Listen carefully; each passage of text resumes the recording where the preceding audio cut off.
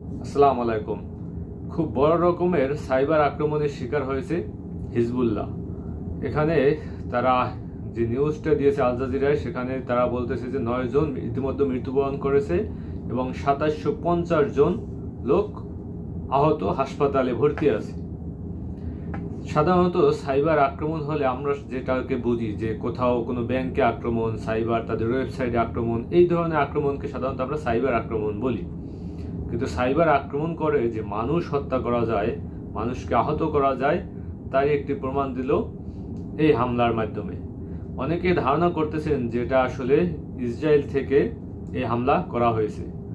এখন কিভাবে হামলাটি ঘটছে সেটা যদি আমি আপনাদেরকে বলি, কয়েক মাস আগে পেজার্স নামক একটা ডিভাইস, সেটা কিনেছিল মোটরোলা কোম্পানি থেকে হিজবুল্লাহ। পেগাস নামক ডিভাইস বলতে একজন হিজবুল্লাহ সদস্য অন্য একজন হিজবুল্লাহ সদস্যের সাথে যোগাযোগ করার জন্য যে ওয়্যারলেস টাইপের যে মোবাইলটা থাকে বা হাতে যে ওয়্যারলেস থাকে, সেই ওয়্যারলেস ক্রয় করেছে এবং এই ওয়্যারলেসের মাধ্যমে আসলে বিস্ফোরণ ঘটেছে।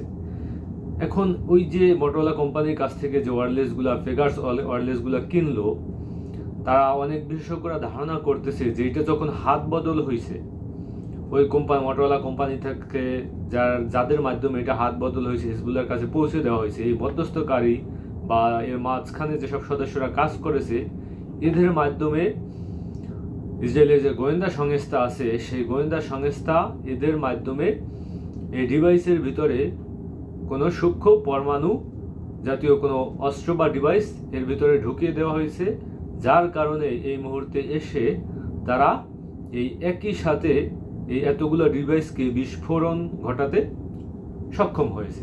এই ধারণাটা অনেকে করতেছে। তো এই হইল আর কি অবস্থা। আপনি চিন্তা করেন যে এরকমের একটা বাহিনী যারা কেনাকাটা করবে, যারা একটা সাময়িক বাহিনীর মতো, যারা তাদের যে ডিভাইস যোগাযোগের ক্ষেত্রে যে ডিভাইসগুলো ক্রয় করবে, কার কাছ থেকে ক্রয় করবে এবং সেখান থেকে ক্রয় করে তারা বিনা টেস্ট করে বা টেস্ট না করে বা সতর্কতা অবলম্বন না করে যদি সেগুলো এভাবে ব্যবহার করে, তাহলে এভাবে কিন্তু বিপদের সম্মুখীন পড়তে হয়।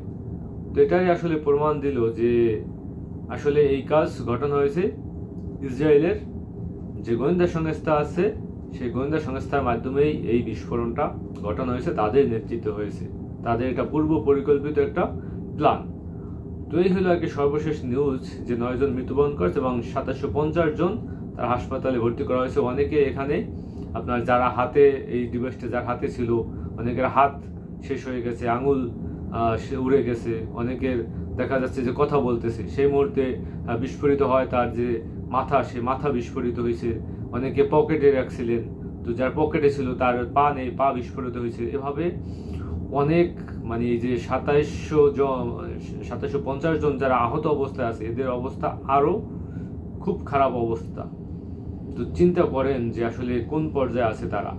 এই মুহূর্তে লেবাননের অবস্থা খুবই ভয়াবহ এবং অনেক গুরুত্বপূর্ণ যারা নেতৃত্ব দিতে এই হিজবুল্লাহকে, তারাও এর সাথে সংশ্লিষ্ট, তারাও আহত হয়েছে।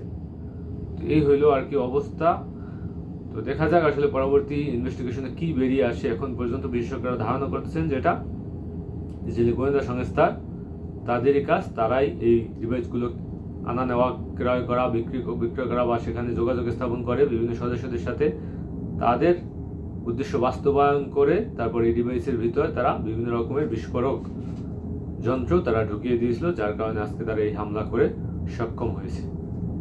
আসসালামু আলাইকুম।